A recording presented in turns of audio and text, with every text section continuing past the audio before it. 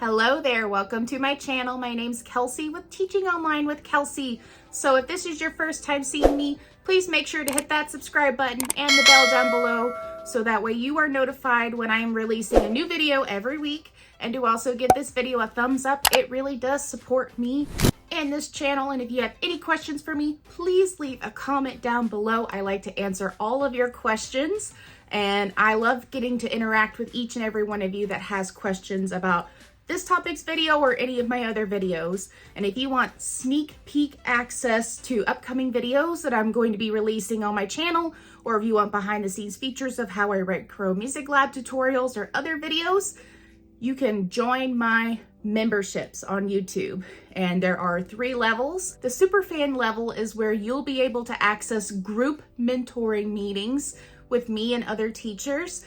And then the Loyal Fan is where you can get one-on-one coaching with me. And I am happy to be offering these services now to this wonderful community that is watching my videos on my channel. And make sure that in order for me to continue making videos for this channel and to keep supporting you with this channel, please make sure to check out my links down below, and because they really do help support me in this channel as well. Now let's go ahead and dig in. Now, very recently, I went on a YouTube live where it was like an all school FAQ session where any of you could come to the live and you could ask your questions about all school. And one of the hot topics that I kind of went over a lot was about boosting enrollments. There are many of you in the online teaching community that are struggling with getting enrollments. And yes, it is still a new company, a new online teaching company, but it is growing as well. So this is a beautiful opportunity to take advantage of these tips that I'm about to share with you. And no, it's not going to be the basic tips where I say, yeah, make sure you have an intro video that's great, and make sure your thumbnail work is so awesome, and that you're always advertising on Facebook or Instagram or TikTok. I know. Those are some of the tips that you probably continuously hear over and over and over and over again. And even I've shared those tips with you before because those are very basic. And I'm not saying that those tips are not important. You know, intro videos are one of the first things that parents do see on your classes. It's sort of like the hook to families taking your classes. And then the interesting thumbnail and interesting title of the class is also super important.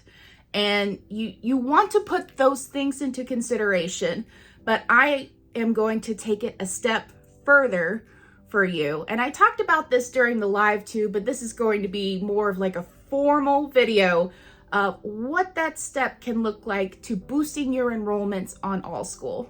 Now, what I'm really about to share with you is something that you may or may not have heard of before, or maybe you heard of me talking about it during the live. And that term I'm going to be using is funneling.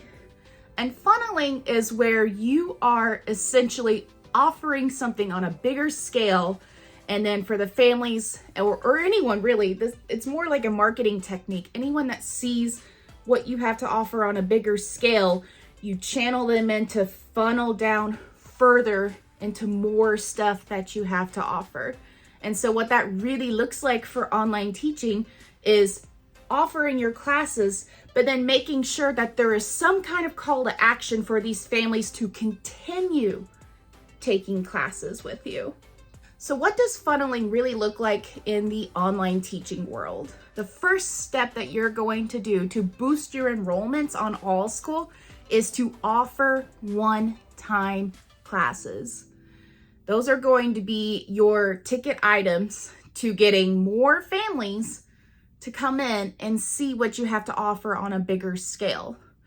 And for these one-time classes, what I usually like to do to kind of help encourage more enrollments is you do want to offer these classes consistently, but not as often.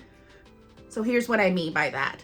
So let's say you are offering a painting class, a one-time painting class, but the only time that you are going to be offering that one-time painting class is on Mondays, and it's only during those time slots. It's not even going to be like 2 or 3 times. It's painting's going to be on Monday. And then let's say you have clay sculpting. Let's say you're an art teacher. You're only offering the one-time clay sculpting on Tuesdays. And then, so whatever one-time classes you have, you market that, and you only market it to those days and that specific time. And that's what's going to encourage families to say, okay, so this teacher is only offering this course on these days and this time. And for families that really, really, really want to take your class, they will find a way to make time to take classes with you. It may not be right away, but if they're like, okay, so if this teacher's only offering this on Monday, let's see if we can work it out on our schedule to see if, we can take the class. Now, I know what you might be thinking, hearing this and going, well, Kelsey, I've always heard, to offer it like multiple times a day. And it's not a bad strategy to offer that same course 4 or 5 times a day if you're wanting to accommodate more time zones. If you are able to do that, that's fine. You could have it where if you're catering to like the Eastern time zones, that you're only offering it once or twice there, and then for the evening only once or twice there. But you don't want to give families too many opportunities, and then you also don't want to burn yourself out as an online teacher too. So it's okay to limit to yourself, 1 or 2 times a day teaching one course. Now, this sort of leads into point number 2, and Allschool will let you know if a parent requests a certain time to teach a certain class. And these parent requests are also going to be key in helping you figure out, which time zones and which time slots would be best to offer the classes.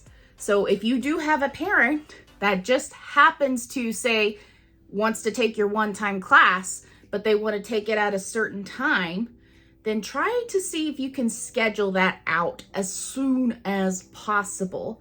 And then even with that, if let's say it's Tuesdays at 3:00, keep offering that same class Tuesdays at 3:00. You see what I mean? It's that consistent. You want to keep things a little bit consistent in the matter. And you only want to do this for a little bit, because the actual funneling part I'm going to share in a little bit. So you may not be getting these parent requests yet. Maybe you are brand new to Allschool and there's not a lot of parents that know who you are, or you haven't been really teaching a lot of classes. Then this third point that I'm going to share with you is going to be your best friend. And that's going to be teaching during peak times. Now, when you are scheduling out your Allschool classes, they will make time recommendations on when you're scheduling your classes out. And you will see on my end for Allschool, I'm in the Eastern time zone. So my peak hours are going to be 12 a.m. to 5 a.m. or to 7 a.m. So 12 a.m. to 7 a.m. And then I will also see 7 p.m. to 10 p.m. And so that's just Eastern time zone. So depending on what your time zone is, it's going to be a little different depending on where you are. Whatever those time zones are, if you are able to teach during those times, then I say go for it. Although I know some of you, if you've taught with VIP Kid before, you may be looking at that midnight hour and thinking, whoo, wow, back in the good old days with VIP Kid, and I would teach at 2 a.m. and then 5 a.m. and then 7 a.m. and it was just, I didn't get any sleep. I get it. You still want to, put your boundaries up. Like, I'm definitely not teaching at midnight myself personally. That's just something I will not do anymore. So I have dedicated myself to teach during the evening peak hours. So then after 10:30, I'm done for the night. I can still go to bed and still get a decent night's sleep. but take advantage of Allschool being able to share with you, the peak hours that families are most likely going to be booking any class with anyone on Allschool. So number 4, once you have your one-time class scheduled out with a certain time, depending on what your schedule is going to be, you then want to be sure that you offer something that is going to make families continue taking your classes. So let's say you do have an ongoing painting club. So we're going back to, let's say you were an art teacher and you offer a one-time painting class. You can select in that one-time class other class recommendations that families can take after they take your one-time painting class. And you can put that suggestion underneath where it says painting club. And that painting club is what's going to be your ongoing stuff. So if families really like taking that one-time class with you for painting and they're like, we want more with this teacher, they are going to get that recommendation to take the painting club, which then will encourage that family to sign up for your ongoing club. And your ongoing classes are what's going to give you the consistent income. So just keep that in mind. Of course, your delivery of the class is still going to be more important than the income. I don't know who needs to hear that, but for us as teachers, we still want to make sure that we're offering our best and giving, the things that the children deserve in the class and not just realize, yeah, I just want to get a paycheck. I don't know who needs to hear that, but it does need to be said. Let me show you on the Allschool page where you can find the course marketing for the funneling technique that I was talking about in my video. So you're going to click on this courses tab, and when you do, it will land you on this page here with your courses that you have. And so we're going to do the solar system, and I'm just going to click on the picture, and you'll see for the course details, it has information, classes, user evaluation, and course marketing. So for funneling, we want to go to the course marketing button here. And as you'll see here, after the course is completed by learners, we will recommend them the course you associate here first. So, and they even recommend, advanced or long-term courses related to the content here. So, and you will click on this button here. I already have suggestions, but you will make a selection on what other courses you would want them to take on here. And so I am actually going to change it up a little bit and see if I can offer tutoring. And that way that can lead into something, more like, something ongoing rather than another one-time class. Of course, there's nothing wrong if you do another one-time class with the parents, but if you're wanting something for like more consistent income, it's definitely recommended that you have something to offer ongoing after they take your one-time class.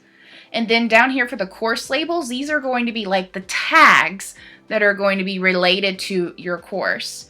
And you can click on that and you can edit the labels as you feel is necessary so that when parents are looking for classes, your classes are going to pop up in the search feed for under those topics. And you can reach out to support, which is the 24/7 service button here, and request more tags if you feel like the tags here are not as suitable to the class that you have to offer as you feel like it could be. And that is also a marketing technique to make sure that you use those keywords with the labels so that parents can find your one-time classes and then they can funnel into your ongoing. And then your 5th and final tip is you're going to make sure that you keep an eye on how everything goes with the one-time classes and then funneling into your ongoing classes. And if you realize that maybe children do sign up for the one-time class, but then not for the ongoing painting club that follows after, then you try to adjust as needed. You know, eventually once you start seeing those one-time learners and enrollments and even the feedback that you may get from parents, you may realize, okay, maybe I can adjust this class to this time, or maybe I can only offer, you know, this one-time class for 2 weeks, and then I can start my club then. That's usually my strategy in terms of starting ongoing clubs, is making sure that families have plenty of time to realize that I am offering multiple sessions of one-time classes at first for like a couple of weeks, and then after that couple of weeks is when the ongoing stuff is going to start happening again.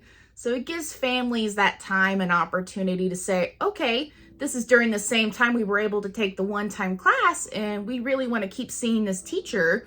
So again, if the painting club is on Mondays at 3, right, then before the club, you want to make sure that the painting class, the one-time class, is at 3 o'clock, because that's obviously a time that works for those families that were able to take the one-time class. So, but if you realize, if you do all these things that I say and it just does not work, then try to adjust your times as needed. That's the best advice I can give you, because as online teachers, we adjust and we pivot and we change whenever is necessary. So if this way or this time or these days aren't working, then try to do other days and other times and see if you fare better results. I know when I first started with Allschool, I only taught in the mornings, like really early in the morning, and that was it. And it worked for a little bit, but then I started seeing not a lot of enrollments, but I was getting requests for the evenings. So then I decided to change my schedule where I was teaching more so in the evenings, and my enrollments went up. So if you're starting to see these patterns and you're starting to see requests and you're starting to see a need during a certain day or during a certain time, then go for it. And what not to do, if there's a parent that requests a certain class and you are not an expert at it, or it's something that you're not interested in teaching about, please don't teach it. Again, I don't know who needs to hear that either, but I did a whole video about top 5 mistakes when choosing a niche. And that is a mistake, is offering classes that you are not really interested in or that you're not really an expert in. Because you got to remember, if you are creating a class and it gets approved and kids sign up for it, that means you're going to be teaching it a lot.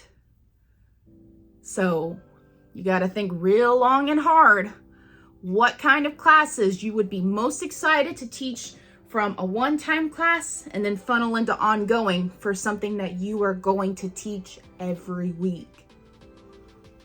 Those are my top 5 tips in boosting your enrollments for Allschool, and I really hope that these tips can give you some better insight than just updating your profile picture or your intro videos. And again, not saying that those things are not important, but hopefully can give you better insight and just letting you see, like, this is a way to get families hooked in what you have to offer as an online teacher, and that it's not just the looks or the front of what parents see and what you have to offer. Thanks so much for watching. If you have any other questions for me, please leave a comment down below.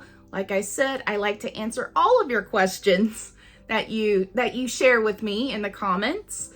All right, and I will see you next time.